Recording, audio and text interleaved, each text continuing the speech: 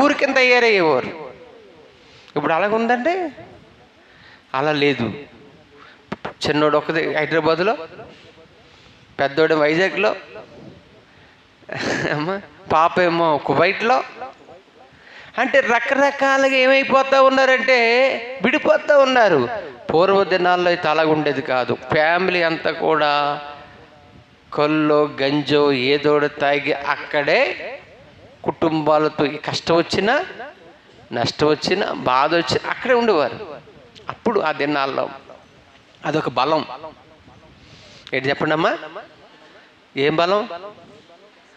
ఒక ఆవిడ అనేదట, మా నాన్నగారు చెప్పారు జడ్డింగ్లో, నా కులమా, నా బలమా, నా కూట్లో రాయి అనేదట.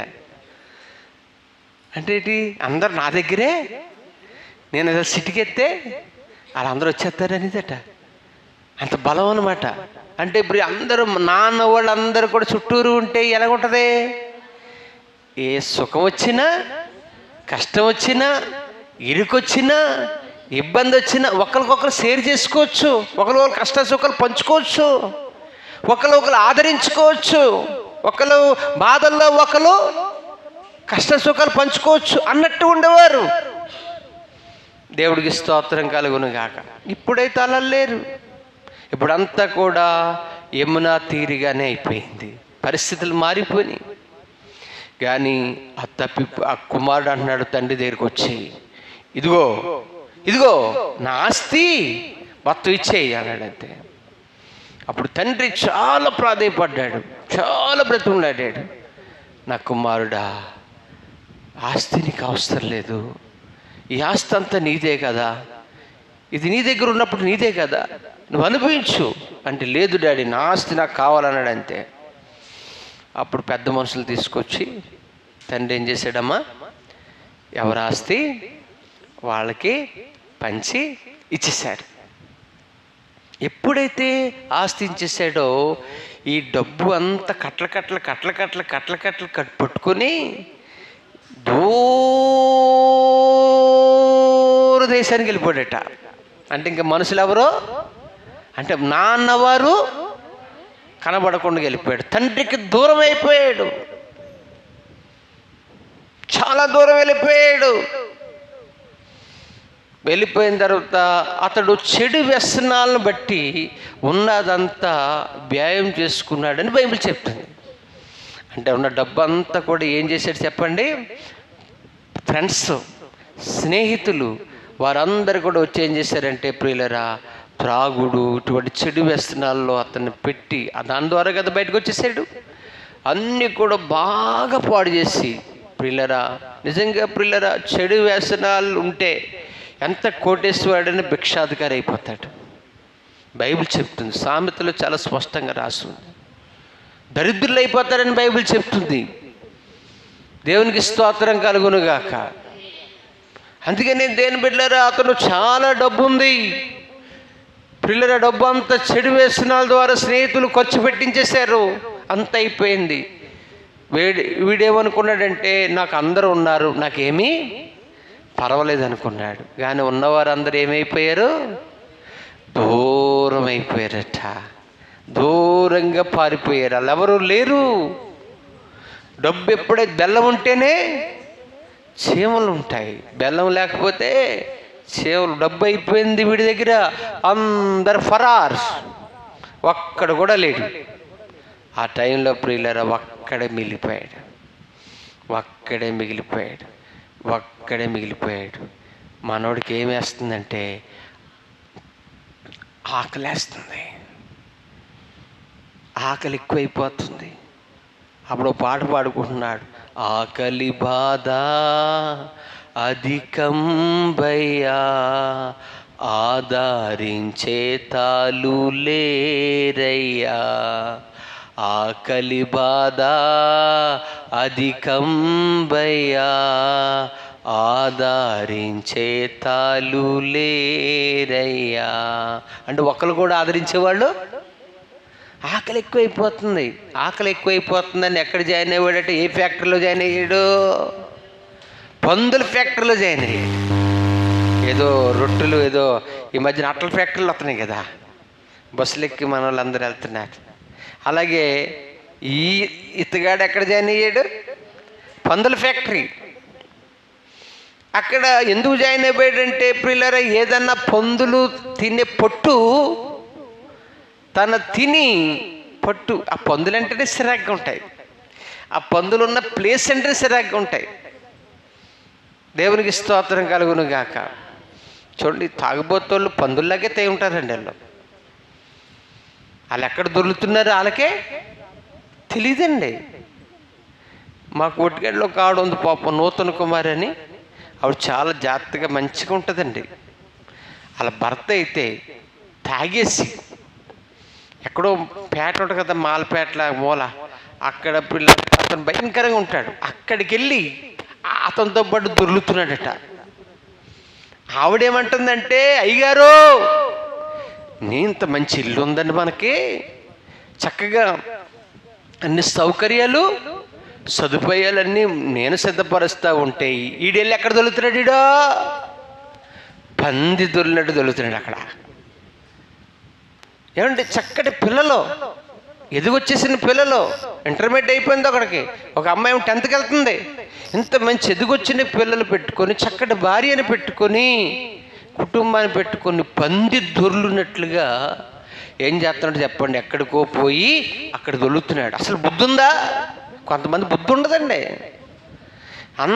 అన్నిసార్లు ఇంక ఏడిపించడమే లైన్గా పెట్టుకుంటారు. తల్లిదండ్రులను ఏడిపించడమే, అమ్మా కట్టుకున్న భార్యని ఏడిపించడమే, అన్నదమ్ముల్ని ఏడిపించడం, ఇది పెట్టుకుంటారు కొంతమంది. మరి మీరు అందరు చాలా మంచిగా కనపడతారు, నీకు ఏ బాధ లేనట్టున్నాయి. స్తోత్రం, అలాగే ఉండాలి గట్టిగా దేవుడికి స్తోత్రం. కొంతమంది వారు సాక్ష్యాన్ని చెప్పి ఏడుస్తూ ఉంటే మాకు ఏడుపు వస్తుంది. ఎందుకంటే అయ్యో అయ్యా ఎలా ఉంది పరిస్థితి అనేప్పటికీ మాకు చాలా బాధ ఉంటుంది. అయ్యో బాబు ఇంత ఎలాగ ఉన్నవారికి ఇలాంటి పరిస్థితి ఏర్పడింది ఏంటి అని చెప్పేసి. పిల్లల అటువంటి వ్యక్తి ఈ రోజున భయంకరంగా దొరుకుతూ బాధపడుతున్న పరిస్థితి. ఈ రోజున ఈ తప్పిపోయిన కుమారుడు కూడా పందులు తిన్న పొట్టు దగ్గర వచ్చాడు. కానీ పిల్లగా అది కూడా దొరకనివ్వడదట. అప్పుడు మనవాడికి ఏం గుర్తొచ్చిందట? తన తండ్రి ఇల్లు గుర్తొచ్చిందట. ఏడిస్తారా అమ్మ గుర్తొచ్చారు? తన తండ్రి ఇంటి దగ్గర ఆహారం ఎలా ఉందట? సమృద్ధిగా ఉంది. ఇదిగా స్తోత్రం కలుగుతుందా? ఎలా ఉందమ్మా? సమృద్ధి. హల్లెలూయా. తన కూలి వారికి ఎలా ఉంది ఆహారం? అక్కడ సమృద్ధిగా ఉంది. చాలాసార్లు నడుచుకుంటూ వెళ్తూ ఉంటే పనులు తినలేక ఏం చేశారండి? రెస్టారెంట్ అన్న పడేసి చూసాడు, కొన్నారు మనోడు, పట్టించుకోలేదు. అలా ఎన్నోసార్లు జరిగింది. అప్పుడు అనుకున్నాడు, నా తండ్రి ఇంట అనేకులు కూలి వారికి ఆహారం ఎలా ఉంది? నేను ఇక్కడ ఆకలితో చచ్చిపోతున్నాను, ఆకలితో చచ్చిపోతున్నాను ఇక్కడ. అందుకే నేను ఏం చేయాలి? నా తండ్రి దగ్గరికి పరిగెట్టాలి. ఎలాగ పరిగెట్టాలి? ఎలా వెళ్ళాలనుకుంటాడు? అక్కడ ఒక కొడుకుగా కాదు, గట్టిగా స్తోత్రం.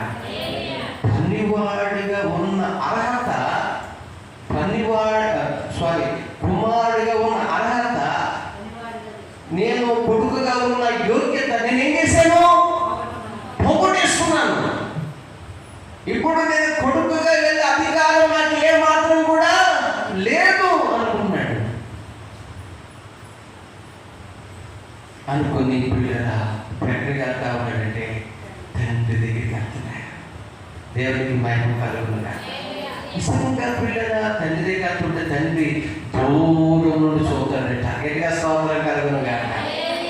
ఎలా చూస్తాడమ్మా?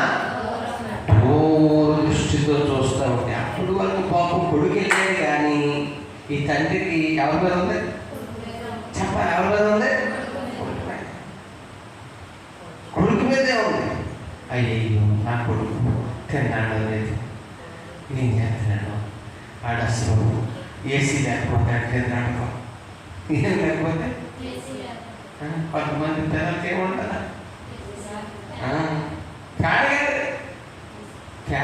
ఫ్యాన్ పెట్టే పూర్వకాలం అంటే మనకి నమ్మకం లేదండి ఏసీ మమ్మల్ని పాటగా బిల్లేదు ఏసీ అని అడుగుతారు. మాకు ఏసీ అన్నాడు, ఏసీ దేవుడికి స్తోత్రం కలుగుతుంది. అందుకని కదా కొంతమంది కానీ చాలా మంది పిల్లలు తింటాను అది ఏసీ కొంచెం తగ్గితే అది ఏం చేస్తారు చెప్పండి, ఒక్కసారి ఏం తగ్గితే అది ఏసీ ఆడాలంటే ఫుల్ ఉండాలి, అంటే ఫుల్ సన్నగా వచ్చారనమాట. అమ్మ బాబాయ్ మన రోజు ఏసీ గెలిచేదా కొంచెం ఫుల్ 7 అంటే నాకున్నా నిద్రపోయింది. దేవుడికి ఇస్తాను బాబు మీ ఏసీ చదవకుండా బాబు నాకు ఏసీ వద్దు ఇటు వద్దు అని చెప్పేసి తప్పుడు కప్పులు కొట్టుకున్నాను. ఏంటంటే నాకు ఏసీ కావాలి, నాకు ఈజీ కావాలి. ఏం చేస్తాం మరి ఒకటే కదా బయట పోవడానికి దోమలు టౌన్లో ఎలా ఉంటే చెప్పండి, దోమలు ఇంజక్షన్ చేస్తే మామూలు కదా. కాబట్టి ఇప్పుడు తండ్రి ఆలోచన ఏంటి, అయ్యో నా కుమారుడు ఇటువంటి సౌకర్యాల్లో కలబడి పడిపోయాడు, ఇప్పుడు ఎలా ఉన్నాడు ఏంటో అని ఏం చేస్తాను వెళ్ళాడు కానీ వెళ్ళిన కానించి కూడా చాలా వేదంలోనే ఉన్నాడు. గట్టిగా స్తోత్రం కలుగుగా. తన కుమారుడు వచ్చేంత వరకు తన తండ్రి కంటి మీద కొనుకో లేదు, ఆహారం లేదు. ఎవరి మీద ధ్యాస? కొడుకు మీద ధ్యాస. దేవుడికి స్తోత్రం. హల్లెలూయా. మా కుటుంబంలో జరిగిన ఒక చిన్న సంఘటన చెప్తాను, చెప్పమంటారా? మా నాన్నగారు చెప్పుకోడు మరి అది చెప్తాను మీకు. ఇప్పుడు మా నాన్నగారు లేరనుకోండి, అది చాలా బాగా ఎన్నోసార్లు చెప్పాడు. మా తాతయ్య గారికి మా నాన్నమ్మ గారికి 5 సంతానం. 5 సంతానంలో 3 కొడుకులు, 2 కూతుళ్ళు. ఇలా 5కి సేవ ఇచ్చేసారు మా తాతయ్య గారు. మా తాతయ్య గారు ప్రభువుని నమ్ముకున్నప్పుడు మా నాన్నగారు బాగా చిన్న వయసులో నమ్ముకున్నారు ప్రభువుని. మా తాతయ్య గారు వాళ్ళ ఎంటూరు రామసుందరపురం వాళ్ళకి ఎంటూరు అనమాట. అక్కడ ప్రభు పిలిస్తే ఏజెన్సీకి వచ్చాను.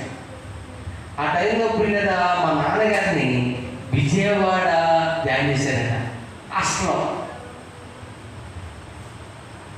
అంటే అప్పుడు హాస్టల్లో జాయిన్ చేయడం ఇప్పుడు గొప్ప, ఇప్పుడులా కాదు. ఇప్పుడు ఎక్కడ పడితే హాస్టల్లో ఉన్నాయి, ఇప్పుడు ఏదో రకంగా హాస్టల్. ఇప్పుడు హాస్టల్లో జాయిన్ చేస్తే పిల్లల మా నాన్నగారి సెంటర్ అంటే నడిపోయింది అనమాట. అది జాయిన్ చేస్తే మా నాన్నగారి మీద మా నాన్నమ్మ గారు బెంగెట్టుకుంటారు. ఏం పెట్టుకుంటారు? బెంగెట్టుకోవడం అంటే తప్పిపోయిన కుమార్తె తండ్రి అయితే నాకు గుర్తొచ్చింది ఆ సంఘటన. అప్పుడు బెంగెట్టుకుంటే ఇప్పుడు అమ్మదైనా మానేసిందట, నిద్ర అడ్డం మానేసిందట. మా తాతయ్య గారు మేనార్పులు చేసుకున్నాడు, అంటే కూతుర్ని. అప్పుడు ఈవిడి ఇంకేమంటే రోజులు కాలేదు, మాయా మాయా మాయా మాయా అంటుంది. అంటే ఆ రోజుల్లో ఏమంటే తెలియదండి ఆ రోజుల్లో. ఇప్పుడైతే ఏమండి అంటే మేనార్పం చేసుకున్నది, ఏమండి వచ్చాను అంటే పక్కన కోసం సరే ఆ పక్కన కోసం ఏమండి వచ్చాను. అప్పుడు ఆ రోజులు కదా, అప్పుడు ఏంటి చెప్పండి, ఏమండి ఏమండి అనే రోజులు కాదు, మాయా మాయా మాయా. ఏంటి మాయా, ఏం కావాలి అంటే నా కొడుకు మాయా, నా కొడుకు మాయా, నా కొడుకు మాయా, దేవుడు రోజు మాయా. చదువుకున్నాడు కదా చక్కగా విజయవాడలో, చక్కగా ఆ స్కూల్లో సీట్ రావడం గొప్ప. అటువంటి స్కూల్లో సీట్ వచ్చింది, చక్కగా చదువుకుంటున్నాడు, ఇంగ్లీష్ మీడియం చదువుకుంటున్నాడు, మంచి స్థితిలో విద్యాభ్యాసం చేస్తున్నాడు. అటువంటి మాయా మాయా మాయా అటువంటి అని చెప్పేసి అంటే లేదు మాయా, ఆయన ఒక్కసారి చూడకపోతే నేను చచ్చిపోతాను మాయా, ఎక్కడ చూడకపోతే చచ్చిపోతావా? ఆఖరి స్వరూపాన్ని ఏం చేయలేను, నా కొడుకులు చూడాలి అంటే మా తాతయ్య గారికి బావుగా పర్సనాలిటీ ఉండేవాడు. అదే చాలా ఎత్తరు మనిషి. ఆయన వెళ్ళిపోయి ఏమన్నారంటే అక్కడ సార్ గారితో మేడం గారితో ఎవరి మా అబ్బాయిని ఒకసారి ఇంటికి పంపించండి, పంపిస్తే మళ్ళా ఏం చేస్తారు, మళ్ళీ తిరిగి చూపించేసి తీసుకొచ్చేస్తాను అని చెప్పేసి వాళ్ళండి పర్మిషన్ వల్ల ఎందుకు అది తెలుసు, పర్మిషన్ ఎందుకు అవ్వకో తెలుసు వాళ్ళకి. అనిసారి పిల్లలు మన ఊరికి వెళ్ళి తెచ్చేసుకోవడానికి అన్నసారి పాడైపోతారు, చెడిపోతారు. అప్పుడు ఉదయం నిలబడినోడట సాయంకాలం వరకు నిలబడిపోయాడు, పర్మిషన్ ఇవ్వట్లేదు. అప్పుడు అలా నిలబడిపోతే పాపం చివరికి అలా కనికరి వేసిందా, అయ్యో పెద్దంత మనసు అనిపించేస్తాం మనం, ఫోన్లో చూపించి తీసుకొని అలా ఆవిడ చచ్చిపోలే ఉందంట, ఒకసారి చూపించేసి తెచ్చేద్దాంలే అని పంపిస్తే రా అని అంటే ఇంక రెక్కలుగా వారేమో ఎగురుచుండే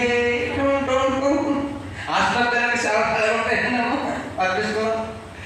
ఇంకా చూసుకోండి, ఇంకా మా తాతగారితో పాటు లేడవ చేయట వచ్చేస్తే వచ్చిన వాళ్ళు ఎదురు ఒక రోజు ఉండి పంపించేస్తే బాగున్నాం. ఒక 4-5 రోజులు ఉంచుకొని బూట్లు, గార్లు, సున్నుండలు, అరిసెలు ఒక్కొక్కరు ఒక్కొక్క ఐటమ్ వండేస్తా ఉంటేనట. ఇంకా హాస్టల్లో కలగకుండా కరువు హాస్టల్లో కరువు కలగండి, ఆవు రావులు అంటుంటే అన్ని ఈ సున్నుండలు, బూట్లు, అరిసెలు అన్నీ పెట్టేస్తుంటే పిల్లలు కదండి కంపెనీ బాగా పని చేస్తుంటాయి.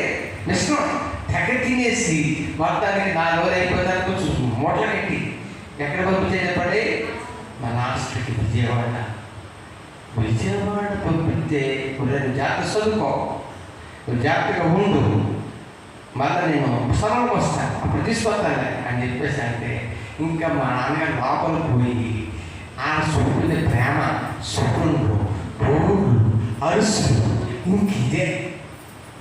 ఇంకా ఎప్పుడైతే మా తాతయ్య గారి ఇంటికి రాలేదండి, కానీ విజయవాడలో ఇంటికి వచ్చేసాడట. ఏ రోజుల్లో?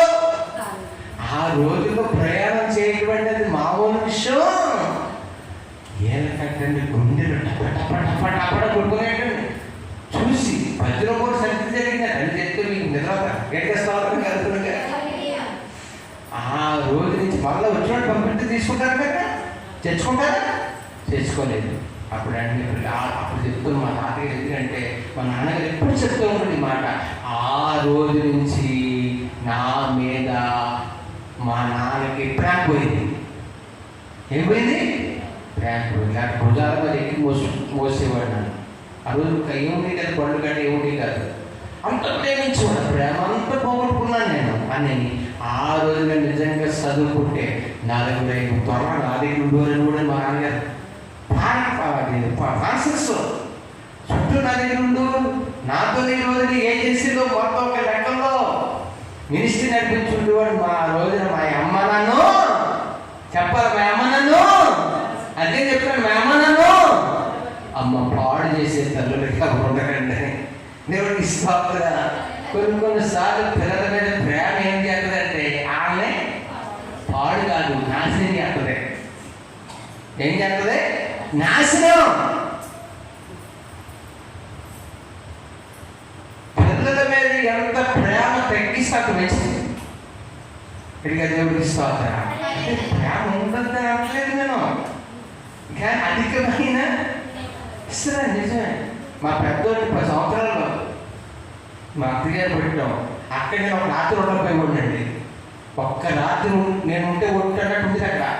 ఎందుకంటే పాములు రాచేస్తాము, ఏదవలో పాములు ఎన్ని ఉంటారు మీరు, ఏదో అవరండి అంటే 2 ఫ్యాన్లు తిరుగుతున్నా సరే పుచ్చుకునేసేయండి. మామూలు స్పీడ్ కాదు, హై స్పీడ్ ఫ్యాన్ అయ్యి పాములు తగ్గేసి కప్పేసుకున్నా సరే కుట్టేసి. కానీ అటువంటి స్థలంలో మా అబ్బాయి ఎన్నిసార్లుతామా 10 సంవత్సరాలు. ఇప్పుడు కంటాడు మా పెద్దోడు, నేను మీ దగ్గర పెరిగినట్టు, మీ దగ్గర పెరిగినట్టు, మా అమ్మ దగ్గర పెరిగినట్టు. ఎక్కడో దగ్గర పెరిగేవాళ్ళు అలా అంటుంటాను నేను. దేవుడికి ఇస్తామని కనుక ఆడు వచ్చాడు పాము పుట్టిన తర్వాత అలా గంటపాటు చదివాడు, కింద మీద పడత చదివాడు. అలా డిగ్రీ చదివాడు. అంటే నేను బెంగళూరు పంపించిన తర్వాత వాళ్ళు గ్రాడ్యుయేషన్ కంటే నన్ను 3 సంవత్సరాలు ఉన్నారు అక్కడ. ఆఖరు చదివంటే అక్కడికి వెళ్ళి గ్రాడ్యుయేషన్ అయిపోయిన తర్వాత మీరు నమ్మండి, మీకు అబద్ధం నాకు నిజం.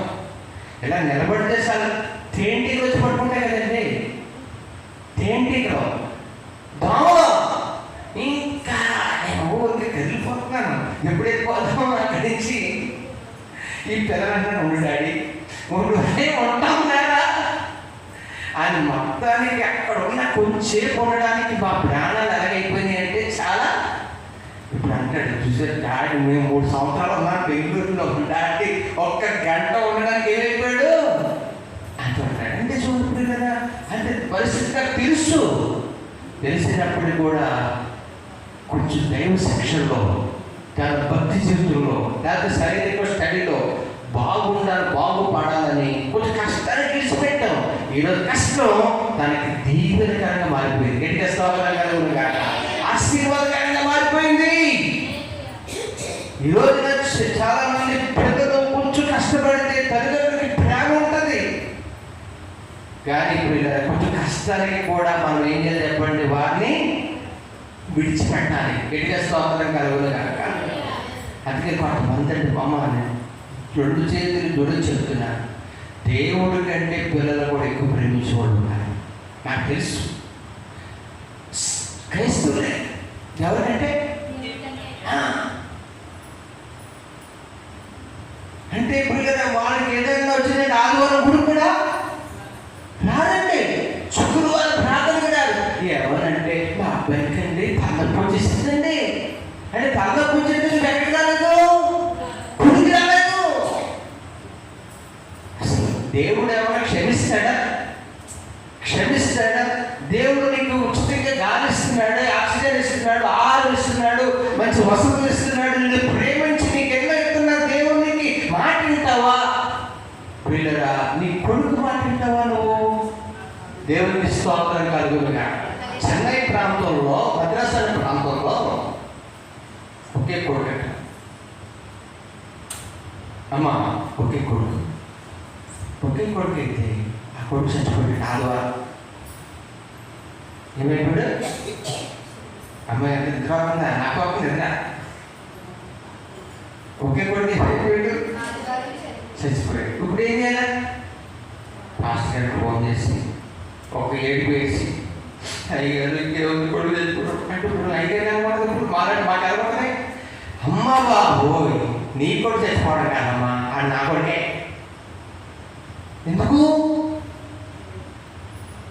మనందరూ ఎలాగో కుటుంబంగా ఇప్పుడు మీకు కష్టం వచ్చినప్పుడు ఎవరు కష్టం వచ్చినట్టుందమ్మా కదా, మరి అలా చదువుతున్నారే.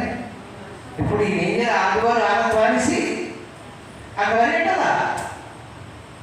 కానీ ఆ కుటుంబం ఎంత దైవ భక్తికులు కుటుంబం తెలుసా అమ్మా, వినండి సరిగా. ఆ కుటుంబాన్ని సాగు చుట్టి గదిలో మూలకు పెట్టి ఆదివారం గుడికి వెళ్ళిపోయింది. ఎక్కడికి వెళ్ళిపోయాడు? ఆదివారం గుడికి వెళ్ళిపోయి ప్రారంభం ప్రార్థన, పాటలు తెలుసు కదా, ఆరాధన, వాక్యపడడం, సాక్ష్యాలు, వాక్యం ఎంచేపు ఏం పడుతుంది, ఎన్ని జరిగేటప్పటికి అన్నీ అయిపోయిన తర్వాత ఆశీర్వాదం ఇచ్చేది దైవజనం. ఆశీర్వాదించిన తర్వాత ఆ తల్లి వచ్చి అడిగారు, ఒక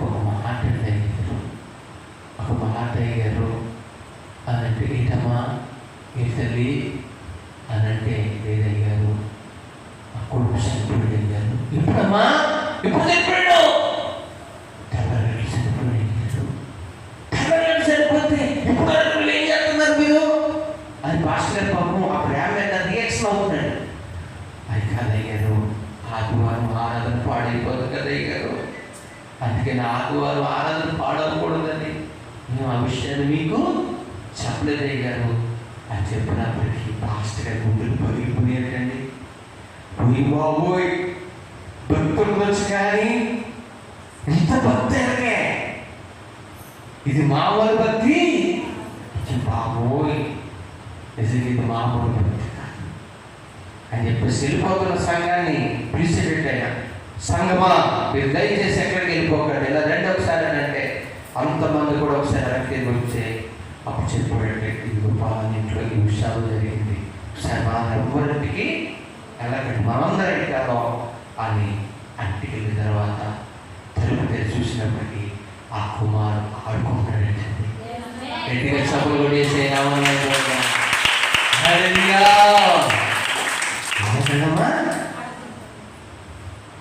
మర్చిపోయిందండి. విశ్వాసం అంటే గొప్పగా చూడండి, దేవుడి మీద ఉన్న విశ్వాసం. చచ్చిపోయిన కుమారుడు శాపం చుట్టి మూల పెట్టేస్తే మళ్ళీ ఆడాలని 3 గంటలు 4 గంటలు 5 గంటలు అది దూరం ప్రయాణం చేశాను. అక్కడి నుంచి తిరిగి వచ్చేటప్పటికి తలుపు తాళం తీసి డోర్ ఓపెన్ చేస్తే ఆడుకుంటాడు. విశ్వాసులు సేవకుడు అందరి కాళ్ళలో కన్నీళ్ళు వచ్చినాయటండి. నిజంగా భక్తి, అందుకే నీ భక్తి నీకు ధైర్యము పుట్టించదా అంటాడు యోగు గారు. గట్టిగా స్తోత్రం కలుగునుగా. ఈరోజు బిడ్డలారా, ఈరోజు దేవుడు మనకి ఇచ్చిన బిడ్డలను మనం ప్రేమించడం చాలా సంతోషమే. కానీ దేవుడి కంటే ఎక్కువగా మనము ప్రేమించుకుంటాం. గట్టిగా స్తోత్రం కలుగునుగా. హల్లెలూయా. మా ఊడు విజ్ఞాపకాలు జరుగుతుంది. మన స్వామి చెప్తూ ఉంటారు మా చిన్నోడికి, మా అయ్యగారు తెలుసుకోవాలి, వాడు బండి స్లోగా నడిపినా అంటాను. నీ మాట బండి మట్టలు కడుతున్నాను, నేను ఎదుర్కొంటా. ఏంటంటే మీ బండి అడగడవా, ఇంకా మామూలు కూడా నా సంగతే అని ఎంతమంది చెప్పినా వాడు ధైర్యం చెప్తుంటారు. పప్పు చాన్పలు ఈ రాత్రి రావాలి, పప్పు ఇంకా మనోడు గాకి తగ్గలేదు. పిల్లరా ఫస్ట్ వచ్చాడు, ఎవరు ఫ్రెండ్ పిలిచాడంట, వెళ్ళిపోయిన టైం అయిపోతుందని సత్తాలి చూస్తే నేను రాష్ట్రంగా అంటుంటే ఇప్పుడే ఏంటంటే వచ్చేస్తాడంటే మాకు ఇంటి వచ్చేటప్పుడు 1 year పడితే నేను అంటున్నాను. బయట వెళ్ళేటప్పటికి పిల్లరా వెళ్ళి బండి గేది పోయిందండి. గేదె పెట్టేసి పిల్లరా మళ్ళా ఇంటికి రాలేదు, ఇంకా టైం అయిపోతుంది అని చూస్తామంటే వచ్చాడంలో దేవుడు బాగా వచ్చింది. వచ్చిన తర్వాత మన సంగతి తెలుస్తుందండి, కొంచెం కంగారు పడుతూ వచ్చాడు. మా డాడీ ఏమంటాడు, అసలు ఎప్పుడు చేస్తా అంటుంటాడు. ఇప్పుడు ఈ బండి తీసుకెళ్ళి ఎక్కడ పెట్టేశాను, గేది పెట్టేసాను. గేది భూమి పగిలిపోయింది, ముఖముఖం అయిపోయిందండి, ముఖముఖం అయిపోయింది. పిల్లల మొత్తం ఫింగర్స్ మొత్తం గట్టి దెబ్బతీసింది. ఆ కాలికి సేలస్ కొట్టడం అయితే పక్కూడిపోయింది. అప్పుడు చూసాను వచ్చి పడిపోయాడు. నేను ఇంకేం అనలేదు. ఆడికి మీద పిల్లలు కోపలే, బాధ కలగట్లేదు. ఏమవుతుందండి కోపం, ఎందుకు కోపం బాధ కలగలేదు అన్నాడు మా డాడీ. నా మీద బాధ కలగలేదు, డాడీ మనకు బాగలేదు, బాగలేదు అన్నాడట. బాధ ఎలాగవుతుందిరా, చెప్పినప్పుడు మాట వింటే, చెప్పినప్పుడు మన మాట వింటే ఏమవుతుంది, మనకి బాధ అవుతుంది. చెప్పినప్పుడు మాట వినకుండా గేది కెట్టు, లేకపోతే తోడకెడతో, కుక్క కెడతో జాగ్రత్త కూడా తిరగమ్మా. చాలా జాగ్రత్తగా నడపాలని చెప్తూ ఉన్నప్పుడు పిల్లరా, కానీ దేవుడు కృపను బట్టి పిల్లలప్పుడు ఈరోజన్నా నొర్రే ఇవాళ నడపడం కరెక్ట్ కాదు. నిదానమే నిదానమే ప్రధానం. దేవుడి స్తోత్రం కలుగున్నా. అందుకని పిల్లల మరి బిడ్డల్ని ప్రేమిస్తాను, కానీ అందుకని ఎక్కువ ప్రేమించును. దేవుడిని వాళ్ళని ప్రేమించేలా చేస్తాను. దేవుడికి స్తోత్రం. ఈ రోజు వరకు కూడా దేవుడు వాళ్ళని కాపాడుతూ వస్తున్నాడు. గట్టిగా స్తోత్రం కలుగునుగా. హల్లెలూయా. అటు విషయాల వరకు కాదు, మీకు ముందులో చెప్పకూడదు అనుకున్నాం కానీ చెప్పాలని ప్రేరేపణ అవుతుంది. మధ్యకాలం కాకినాడలో 2 బిడ్డలు ఏమైపోయారండి, ఆస్తి కనిపించి చనిపోయారు. ఎంత